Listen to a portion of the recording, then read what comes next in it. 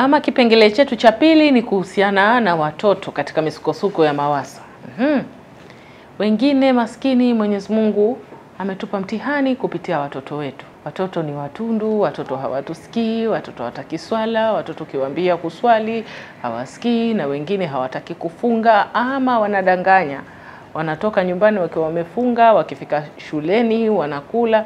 Nataka tu niwape taarifa kwamba hata sisi kipindi chetu tulikuwa tunakula tukifika shule. Si kama tulilelewa tukiwa 100% tuko salama. Na wengine bahati mbaya tulianza kufunga baada ya kujitegemea.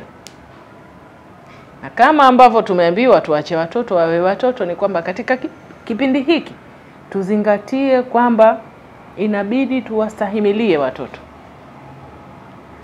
Watoto watakachokifanya wanafanya kwa sababu ni watoto. Lakini kama wako katika umri wa bale, ina maana inabidi wameadhibiwa. Na katika kuadhibu hapa ndo unapotakiwa uwe makini sana mzazi.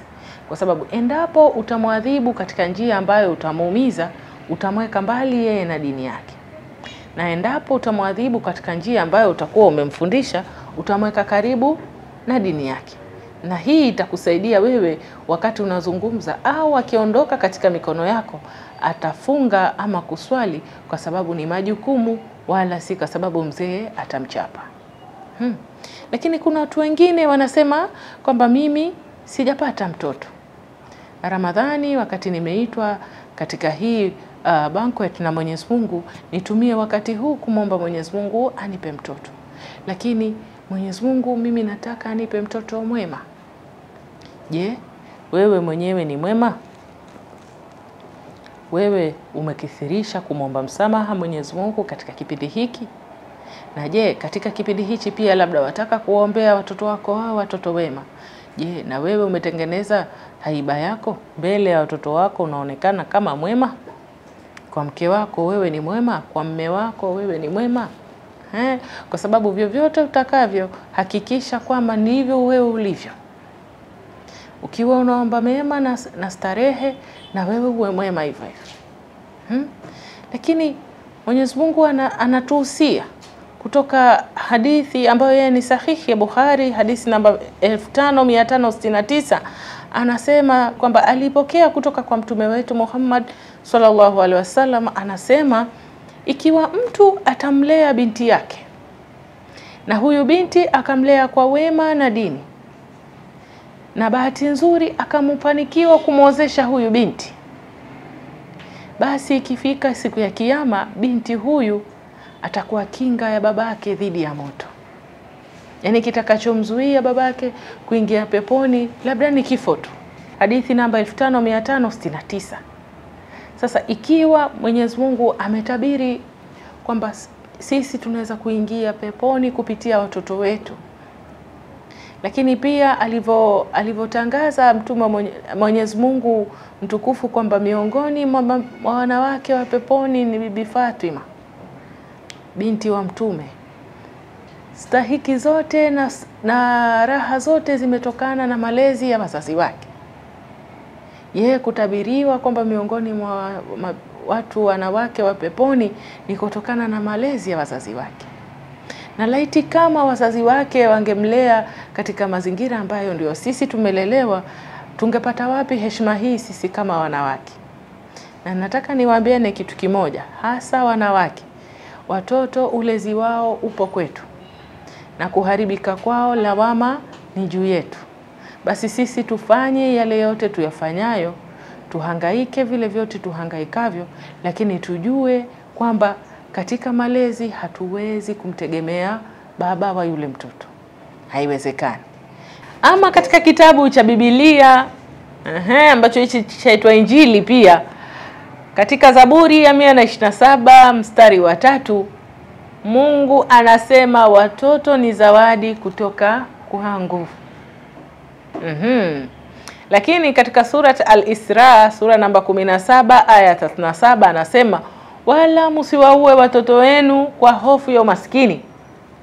Sisi tunawaruzuku wao na nyinyi, hakika kuwaua hao ni kosa kubwa.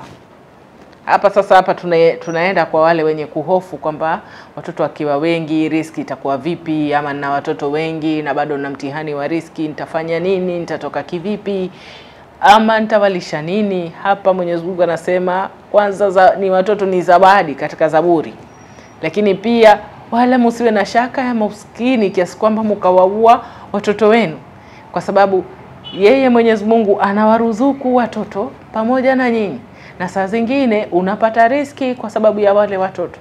Labda ilikuwa Mwenyezi Mungu siku ya kutia katika mtihani wa riski, lakini kwa kutokana una watoto akakuhurumia, akakupa riski ikufae wewe na watoto wako. Kwa hivyo basi tunakumbushwa tusiogope watoto, lakini pia kama umepata mtihani mpaka leo hujapata mtoto, ujijua si wewe peke yako.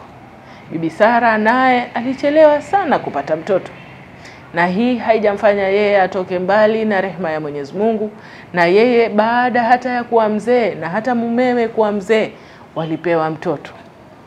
Na bado katika na hilo Mwenyezi Mungu aliwapa wajaribu ya kumtoa mtoto wao huyo walompata wakiwa wazee.